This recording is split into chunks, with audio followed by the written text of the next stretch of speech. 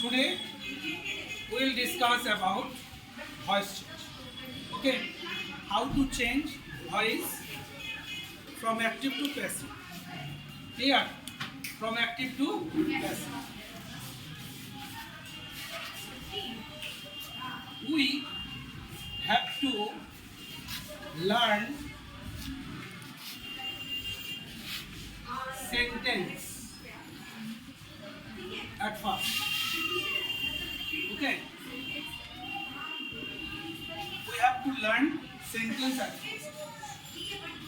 After that, we can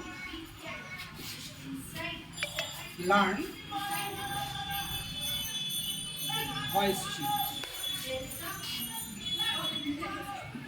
So, I am going to inform you sentence. Okay, sentence are two types.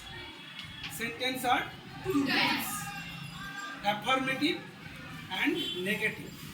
And affirmative and negative sentences are divided under two heads. How many heads? Two heads. What are they? Pattern-wise sentence and structure-wise sentence. Pattern-wise sentence has been divided under five heads. How many heads? Five heads.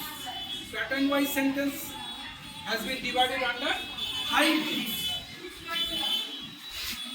One, assertive,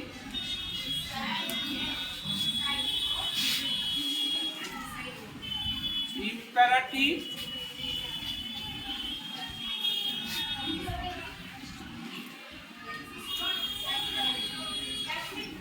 interrogative,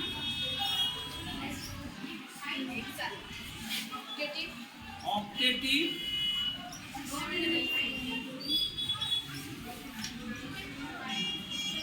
exclamatory.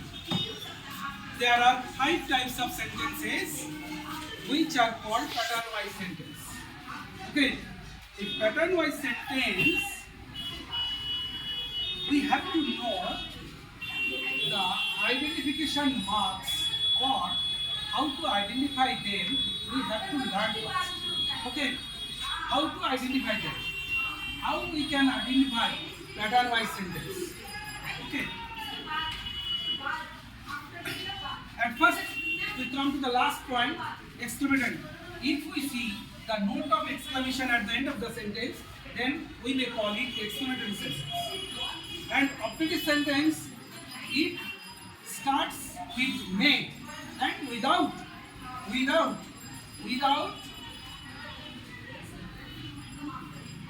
question mark. Without question mark, there will be no question mark at the end of the sentence. Okay? And interrogative, this mark will denote that it is interrogative sentence. Imperative, this sentence starts with verb. Okay? Or subject is absent. Subject is absent. এই বাক্যে subject থাকে না। Okay? Assertive, these four features of identification are not seen in this sentence. Assertive. That means assertive sentence has no question mark, has no exclamation mark or exclamatory mark, or this sentence does not start with subject, with verb. It has subject. Okay, and of course there will be no may at the beginning of the sentence. That means বাক্যের শুরুতে মে থাকবে না, বাক্যের শেষে জিজ্ঞাসা চিহ্ন থাকবে না, বিস্ময়সূচক চিহ্ন থাকবে না, বাক্যটা ভার্ব দিয়ে শুরু হবে না, সাবজেক্ট থাকবে। Am I right? তারপরে কি বললাম? নিম্নের চারটি বাক্যের বৈশিষ্ট্য মানে চেনার বৈশিষ্ট্য, এটা চেনার বৈশিষ্ট্য থাকবে না। ওকে, clear? We have learned how to identify, how to recognize sentences, that is assertive, imperative, interrogative, operative, exclamatory. Okay, why we are learning sentences? Because each and every sentence has separate rules of voice change. Okay, প্রত্যেকটা সেন্টেন্সের কিন্তু voice চেঞ্জের জন্য আলাদা আলাদা rules আছে। Therefore, we have to identify what type of sentence it is. It is your first action. Okay, you have to find out what type of sentence it is, whether it is assertive or imperative or interrogative. Okay, if you identify properly, then you can use rules of voice change. Okay, clear?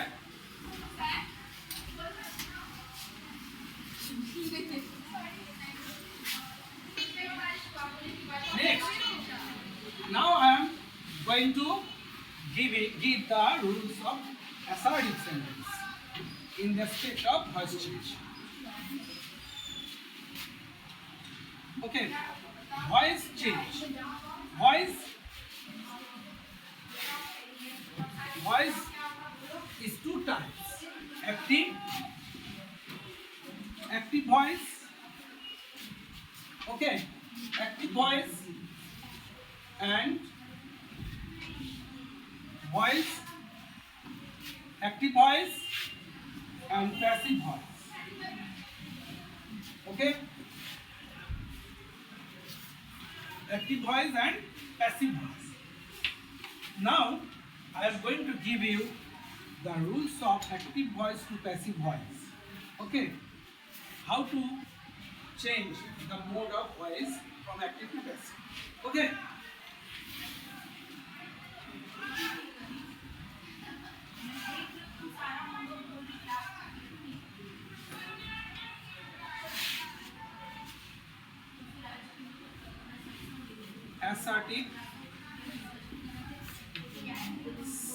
assertive sentence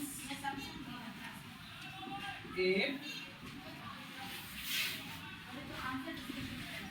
voice change, that means active to passive. We are going from active to passive, change a rules. Okay, Roman 1. First, subject,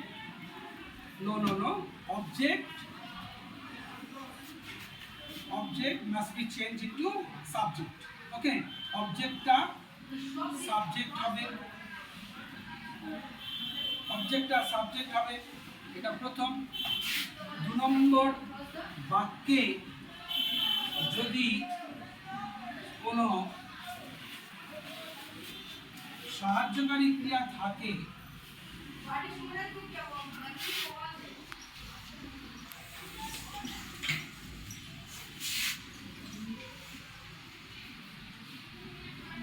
তবে তা প্যাসিভের subject অনুযায়ী বসবে।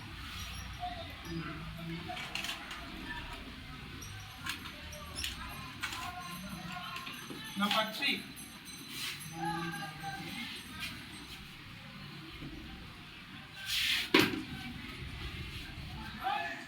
Tense অনুযায়ী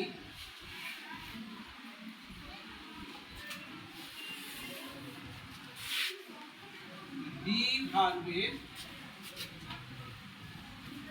রূপ বসবে।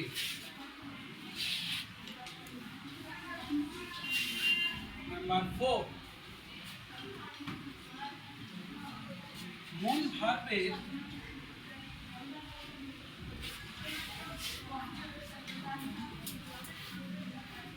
Third form বা past participle form বসবে।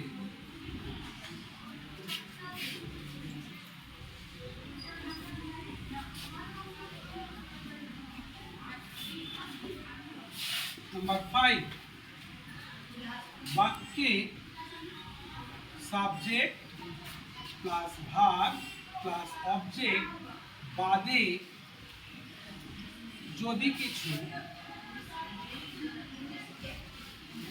Rest part থাকে তবে তা বসে যাবে।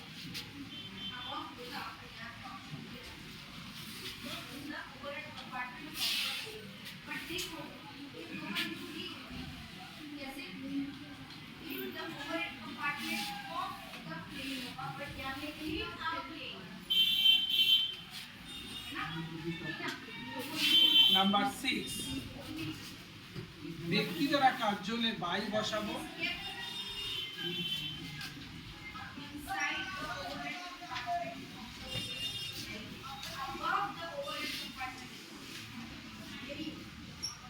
বাই বসবে।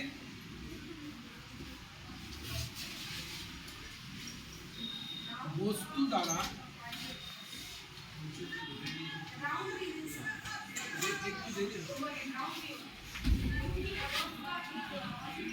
বস্তু দ্বারা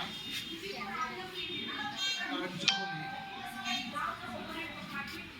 উইথ at for etc. প্রয়োজন অনুসারে বসে।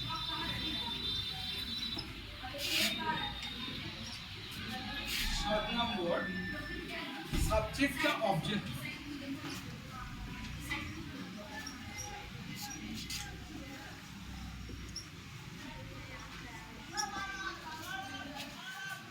আমি এবার তোমাদেরকে একটা জিনিস বলতে চাইছি।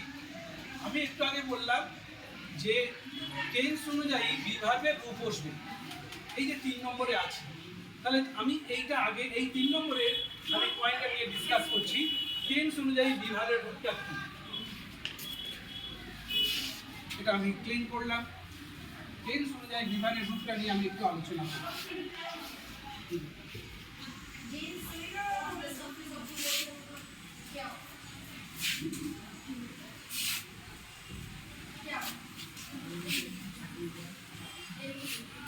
এটাকে হেডিং করলাম টেন্স অনুযায়ী বিভাগের রূপ।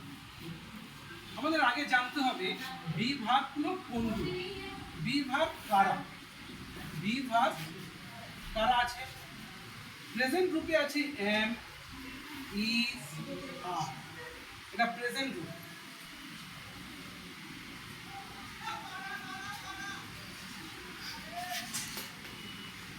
প্রেজেন্ট, এটা পাস্ট। ওকে, এটা পাস্ট। এখানে পাস্টে আছে ওয়াজ, ওয়্যার। আর পাস্ট পার্টিসিপল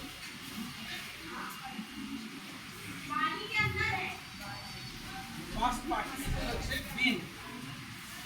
আর একটা আছে প্রেজেন্ট পার্টিসিপল। প্রেজেন্ট পার্টিসিপল রূপ হচ্ছে বি। এই কটাই বিভার্বের রূপ আছে। বিভার্বের অরিজিনটা কি? এর অরিজিনটা কি? এর অরিজিনটা হচ্ছে বি, এর উৎসটা হচ্ছে বি। বিভার্বের অরিজিনটা কি? এখানে আমি আরেকটা কলাম করে দেখাই। এটা হচ্ছে উৎস, অরিজিন, উৎস কি? বি।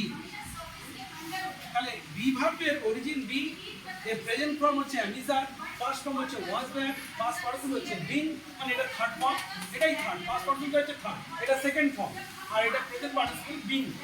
এই বিভার্বের রূপগুলো বিভিন্ন টেন্সে, এই বিভার্বের রূপগুলো বিভিন্ন টেন্সে আমরা ব্যবহার করে থাকি। আমি এখন এখানে টেন্সে স্ট্রাকচারে দেখাচ্ছি যে টেন্স অনুযায়ী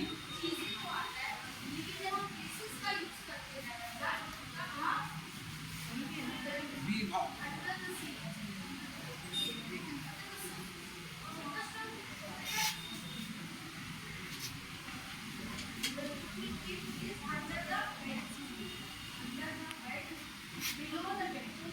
প্রেজেন্ট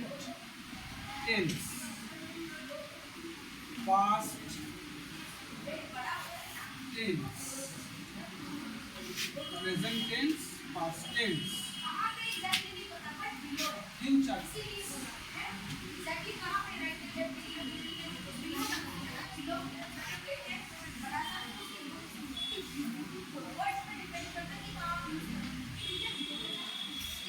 Look,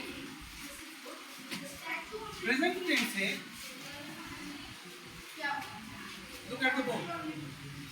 We know, আমরা জানি present continuous, এটা present indefinite, present continuous, present perfect, present perfect continuous. Past, simple past we may say, simple past, simple continuous, এটা past continuous, এটা past perfect, এটা past perfect continuous, এটা simple future, future continuous, future perfect, future perfect continuous. Okay, as per tense, present tense এর চারটে ভাগ, past tense এরও তাই, future এরও তাই, সেম নেম। আমি এর নামগুলো লিখছি না কারণ টেন্সটা আমরা আগে আলোচনা করেছি। এখন শুধু আমি দেখাচ্ছি যে বিভিন্ন টেন্সে এই বিভাগগুলো কোন টেন্সে কোনটা বসে। তো ভালো করে তাকিয়ে দেখো, এটা প্রেজেন্ট কন্টিনিউয়াস, এটা পাস্ট কন্টিনিউয়াস, এটা ফিউচার কন্টিনিউয়াস, এটা প্রেজেন্ট পারফেক্ট কন্টিনিউয়াস, এটা পাস্ট পারফেক্ট কন্টিনিউয়াস, এটা ফিউচার পারফেক্ট কন্টিনিউয়াস। টোটাল এই 6টা টেন্সে কন্টিনিউয়াস উল্লেখ আছে। কন্টিনিউয়াস মানেই কিন্তু পার্টিসিপল, মানে ভার্বের শেষে আইএনজি যোগ থাকছে।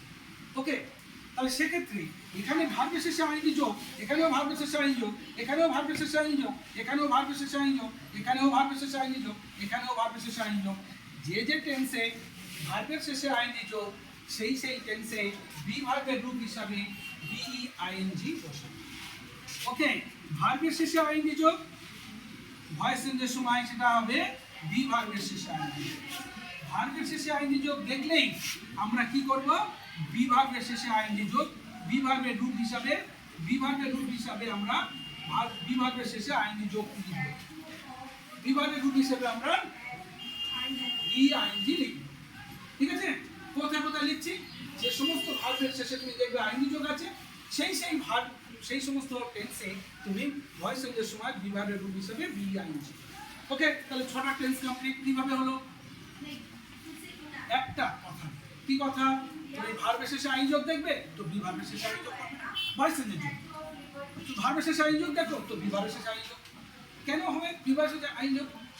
ওই আইএনজিটা যেটা ভার্বের শেষে ছিল সে কোথায় যাচ্ছে, সে বি ভার্বের সঙ্গে যুক্ত হচ্ছে। কেন?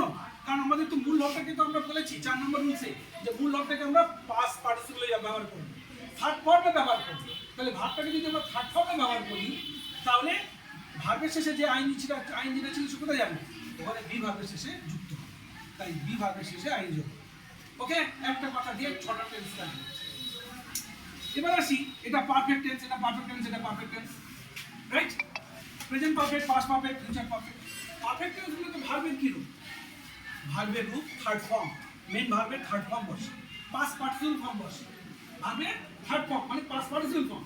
তাহলে এখানে পাস্ট পার্টিসিপল, এখানে পাস্ট পার্টিসিপল, এখানে পাস্ট পার্টিসিপল, ভার্বের ফর্ম পাস্ট পার্টিসিপল, তার মানে তোমার বি ভার্বেরও পাস্ট পার্টিসিপল ফর্ম বলতে কি, ভার্বের যে চেহারা বি ভার্বের সেই চেহারা।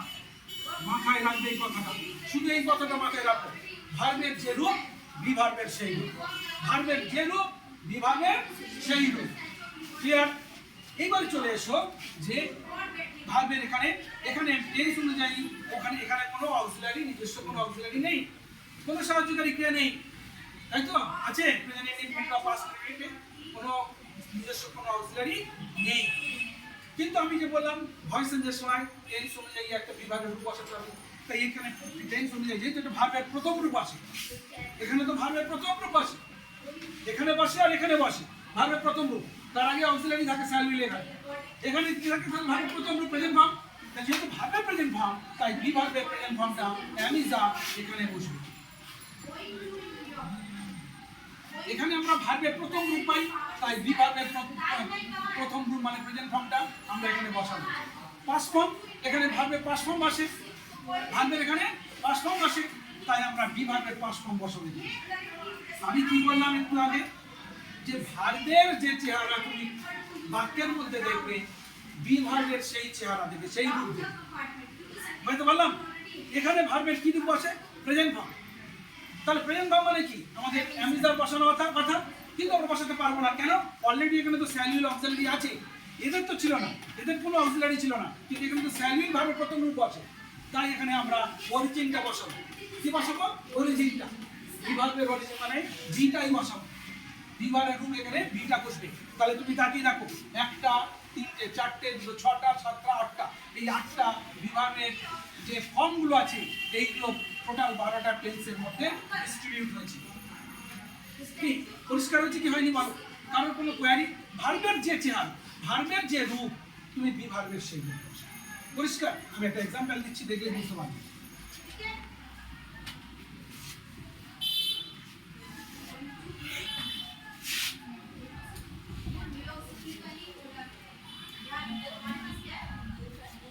Look, we are learning English grammar now. আমরা এখন ইংরেজি গ্রামার শিখছি। এই বাক্যটার দিকে তাকিয়ে দেখো, এই বাক্যটার মধ্যে কাজ করা বোঝাচ্ছে কোনটা? অ্যাকশনিং ওয়ার্ড কোনটা? আর learning, this is verb. Okay, any type of action is called verb, we have already learn. Clear? তাহলে এটা আর লার্নিংটা ভার্ব। ওকে, এই ভার্বটা প্রশ্ন কর কে বা কারা দিয়ে, যে উত্তর পাবে সেটা সাবজেক্ট পাবে। ভার্বকে তোমাকে প্রশ্ন করতে হবে কে বা কারা দিয়ে, যে উত্তর পাবে সেটা সাবজেক্ট। অনেক সময় কোনো বস্তুও সাবজেক্ট হয়, ঠিক আছে, তখন আমরা হোয়াট দিয়ে প্রশ্ন করে পাবো, কিন্তু অ্যাকশন যে করছে আমরা এখানে তাকে সাবজেক্ট, এবং যে কাজটা করছে তাকে আমরা সাবজেক্ট বলছি। একে এবার প্রশ্ন করো ভাবকে কি বা কাকে দিই। আমরা কি শিখছি? ইংলিশ গ্রামার শিখছি। This is object. আমরা ভাবকে যখন হুম অথবা হোয়াট দিয়ে প্রশ্ন করে উত্তর পাবো সেটাকে আমরা অবজেক্ট বলবো। তুমি কি বা কাকে দিয়ে প্রশ্ন, ভাবকে তুমি কি বা কাকে দিয়ে প্রশ্ন করো যে উত্তর পাবে সেটা অবজেক্ট। এরপরে তুমি দেখো সাবজেক্ট আর অবজেক্ট তুমি ডিফাইন করলে, আইডেন্টিফাই করা হয়ে গেছে। যা রেস্ট পার্ট যা কিছু থাকবে সেটাকে আমরা বলবো আরপি। তোমাদের আমি বলেছিলাম টেন্সে আরপি রিমেনিং পার্ট বা রেস্ট পার্ট। ওকে, তাহলে এটাই হচ্ছে রেস্ট পার্ট বা আরপি। ওকে, ক্লিয়ার? কোনো কোয়ারি? এইগুলো তোমাকে আইডেন্টিফাই করে নিতে হবে। আরেকটা জিনিস আইডেন্টিফাই করতে হবে, what type of sentence it is. আমি তোমাদের বলেছি একটু আগে pattern wise sentence 5 Times. Pattern wise sentence 5 times. 5 types of sentences are there. Assertive, imperative, interrogative, optative, exclamative. Okay, that we have already learned about it. Okay, clear? তো আমাকে বুঝতে হবে এটা কি ধরনের সেন্টেন্স। আমাকে এটা বুঝতে হবে এটা কি ধরনের সেন্টেন্স। বাক্যটার দিকে তাকিয়ে দেখো, এখানে সাবজেক্ট আছে ভার্ব দিয়ে শুরু নয় বাক্যটা। ভার্ব দিয়ে যদি শুরু হতো, সাবজেক্ট যদি উচ্চ থাকতো, ইম্পারেটিভ বলতাম, তাহলে এটা ইম্পারেটিভ নয়। এই বাক্যটার শেষে জিজ্ঞাসা চিহ্ন নেই, ইন্টারোগেটিভ হলো না। এই বাক্যটার শেষে বিস্ময়সূচক চিহ্ন নেই, নোট অফ এক্সক্লেমেশন নেই, তাহলে এটা এক্সক্লেমেটরি সেন্টেন্স হলো না। এই বাক্যটা মে দিয়ে শুরু হয়নি, তার মানে এটা অবজেক্টিভও হলো না। দেন ইট ইজ অ্যাসার্টিভ। এখানে সাবজেক্ট আছে এবং ফুলস্টপ আছে বাক্যের শেষে, এইগুলো বৈশিষ্ট্য হচ্ছে অ্যাসার্টিভ। ক্লিয়ার? তাহলে আমরা অ্যাসার্টিভ সেন্টেন্সের রুলসটা অ্যাপ্লাই করব, যেটা এখনই আমরা লিখে দিয়েছি 7টা। বিভিন্ন বইয়ে দেখবে 5টা রুলস আছে, কোনো বইয়ে 6টা আছে, আমি তোমাদের দিয়েছি 7টা, কোনো বইয়ে 7টা নেই। কিন্তু ফলো করো, ভালো করে মন দিয়ে বোঝো কেন দিয়েছি, সেটা আইডেন্টিফাই করতে পারো। দেখ,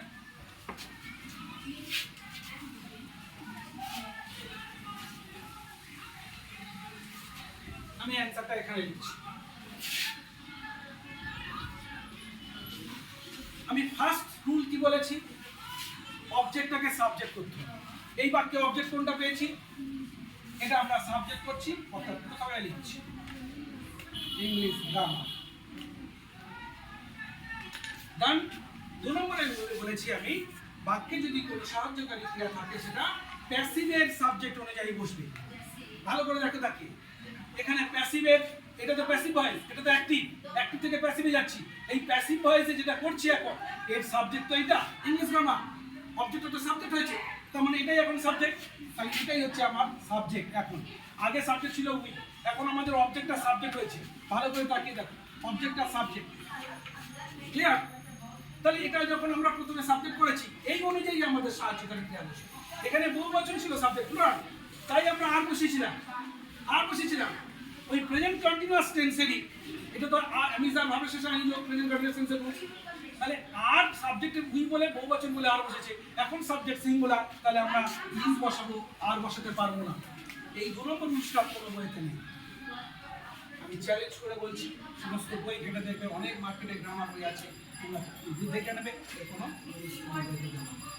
আমি কি বলছি, তাহলে তোমাদের সুবিধা হবে কি, আমি কি সুবিধা দিলাম, বলে দিলাম যে বাক্যের দেখতে হবে যে টেন্স অনুযায়ী যে অক্সিলারি আছে প্যাসিভের সাবজেক্ট অনুযায়ী সেটা বসবে। এখানে এটা singular number, grammar singular number, clear? তাহলে আমরা যখন সিঙ্গুলার নাম্বার পেয়েছি, তাহলে সিঙ্গুলার অনুযায়ী অ্যামিজারের মধ্যে ইউজ বসবে, ঠিক কি না? এরপরে আমি বলেছি কি 3 নম্বরে টেন্স অনুযায়ী বিভাগের রূপ, এই যে বিভাগগুলো দেওয়া আছে এর রূপগুলো টেন্স অনুযায়ী বলবে। দেখো ভালো করে তাকিয়ে, ভার্বের শেষে কি যোগ আছে? তাহলে ভার্বের শেষে আইএনজি মানে বিভাগের শেষে আইএনজি, তাহলে বিংটা বসবে। দেখো সমস্ত কন্টিনিউয়াস টেন্সে বিং বলেছিলাম, বিং। তারপরে 3 নম্বর হয়ে গেল। 4 নম্বরে কি বলেছিলাম? মূল ভার্বের থার্ড ফর্ম, মূল ভার্বটা কোনটা? লার্ন, তার থার্ড ফর্ম লার্ন। ওকে, লার্ন, এনটি, ওকে, লার্ন। তাহলে রুল 1 2 3 4 অলরেডি ডান। 5 বাক্যে যদি কোনো রেস্ট পার্ট থাকে, সাবজেক্ট ভার্ব অবজেক্ট বাদ দিয়ে, দ্যাট ইজ নাও। নাও এটাকে আমরা এখানে লিখে দেবো নাও, এখানে আমরা লিখবো নাও। হলো, দিস ইজ 5। নেক্সট, নাও এটা ক্লিন করে দিলাম, এটা এখন আর প্রয়োজন নেই, বিভাগ বসে গেছে, বিভাগের দরকার তো নেই, বসে গেছে। তাহলে 5 নম্বর ডান। 6 নম্বরে কি বলেছিলাম? ব্যক্তি দ্বারা কার্য হলে বাই বসাবো। এখানে ওই আমরা ব্যক্তি, তাহলে ব্যক্তি দ্বারা কার্য হচ্ছে বাই বসাবো, এবং সাবজেক্টটাকে অবজেক্ট করতে হবে। এখানে সাবজেক্টটা আছে প্রোনাউন, প্রোনাউনের সাবজেক্ট গ্রুপ অবজেক্ট গ্রুপ আলাদা, অ্যাডজেক্টিভ গ্রুপ আলাদা। আমি সেটাও চার্ট করে দেবো, এটা এখনই আমি চার্ট করে দেবো যে সাবজেক্ট গ্রুপ অবজেক্ট গ্রুপ করবো। উই হচ্ছে সাবজেক্ট, অবজেক্ট হচ্ছে আস, ইউএস আস। ওকে, ইউএস আস, একটু আমি ভালো করে লিখে দিই, ইউএস আস। ওকে, তাহলে অ্যান্সার কি বলো? English grammar is being learn now by us. Okay, আমরা এই আরবিটাকে, এই রেস্ট পার্টটাকে আমরা লাস্টেও লিখতে পারি কোনো ক্ষেত্রে। এখানে দেওয়া প্রয়োজন কেন, আমি এখানে কেন দিয়েছি? কারণ কিছু কিছু প্রিপোজিশন আছে যেটা ভার্বের সঙ্গে রিলেটেড, তোমরা ভুল করে হয়তো সেই প্রিপোজিশনটাকে লাস্টে দিতে পারো, সেই জন্য আমি ওটা ওখানে দিয়েছি, যাতে কিনা যদি তোমাদের কাছে সেটা রেস্ট পার্ট হিসেবে তোমরা ভুল করে ধরে ফেলো, তাহলে সেটাও এখানে যদি বসাও তাহলেও সেটা ঠিক হবে। এই কারণে ওটা ওখানে দিয়েছি, কিন্তু তোমরা লাস্টেও লিখতে পারবে যদি প্রকৃতপক্ষে আইডেন্টিফাই করতে পারে না রেস্ট। ক্লিয়ার? এটা অ্যাকাডেমিক রুলস আমরা শিখি। কারোর কোনো কোশ্চেন আছে? ভালো করে দেখো, কোনো কোশ্চেন যদি না থাকে দেখো আমাকে বলো। আর আমি এবারে দিব তোমাদের যে সাবজেক্ট অবজেক্টের গ্রুপটা, প্রোনাউনের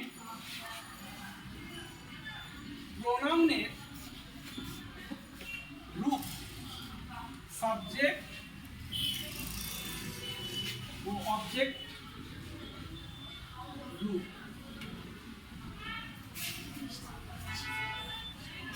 সাবজেক্ট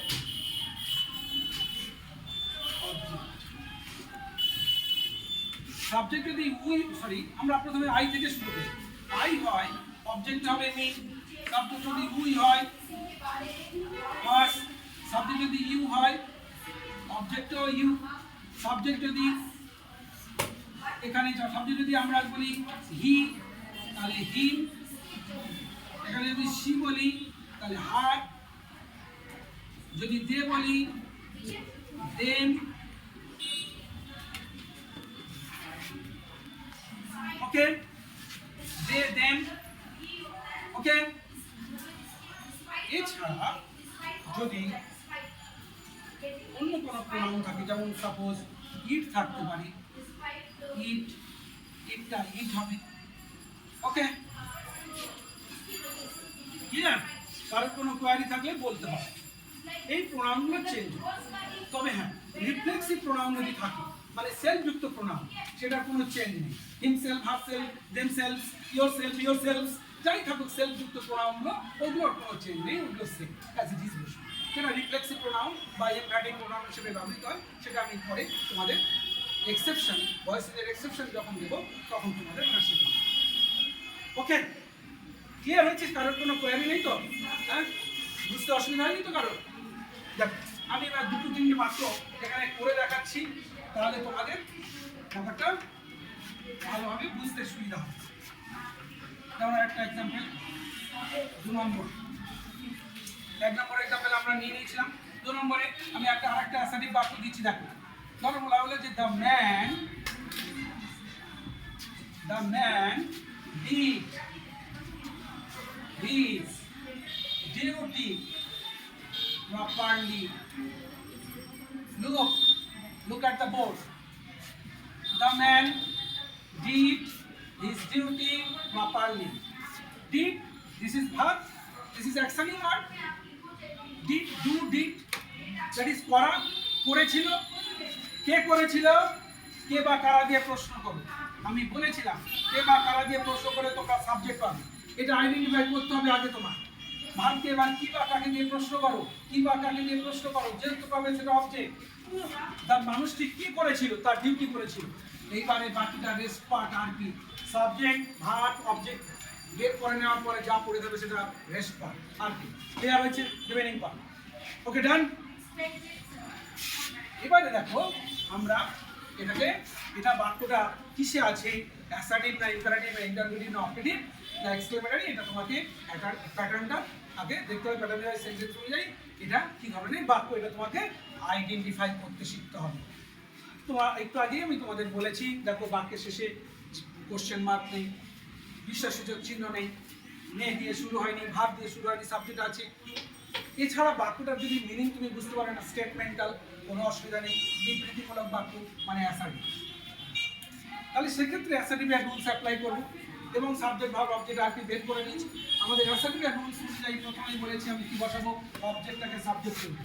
তাহলে অবজেক্টটাকে আমি সাবজেক্ট করছি his duty, this is subject, অবজেক্টটা সাবজেক্ট হল, এটা 1 নম্বর। 2 নম্বরে বলা হয়েছে কি, বাক্যে যদি কোনো সাহায্যকারী ক্রিয়া থাকে তবে তা প্যাসিভের সাহায্যকারী, প্যাসিভ অনুযায়ী, প্যাসিভের সাবজেক্ট অনুযায়ী বসাবো, প্যাসিভের সাবজেক্ট অনুযায়ী বসাবো। এখানে দেখো এই বাক্যে তো কোনো সাহায্যকারী ক্রিয়াই ছিল না, এই বাক্যে কোনো সাহায্যকারী ক্রিয়া ছিল, এটা তো নেই না, তো সাহায্যকারী ক্রিয়া নেই মানে এই পয়েন্টটা ইউজ হচ্ছে না এই বাক্যে।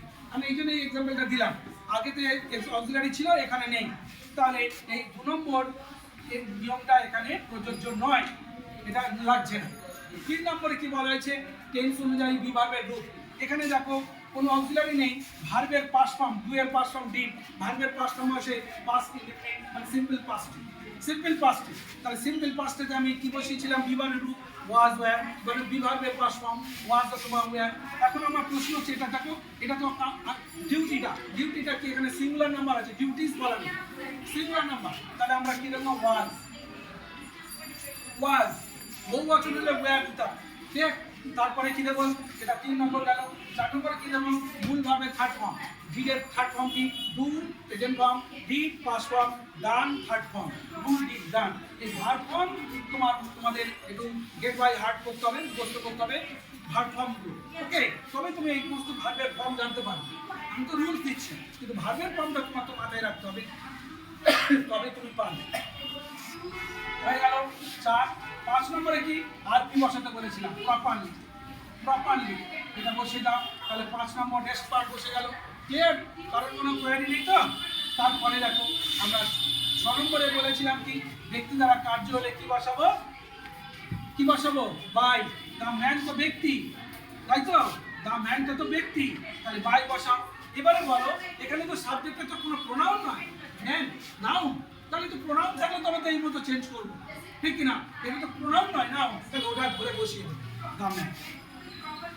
তার মানে কি দাঁড়ালো, নাউন থাকলে কোনো চেঞ্জ নয়, যা থাকবে ধরে বসিয়ে দাও। প্রোনাউন থাকলে তবে তো চেঞ্জ হবে, এইগুলো থাকলে তবে আমি এইগুলোতে নিয়ে যাবো। ওকে, ক্লিয়ার?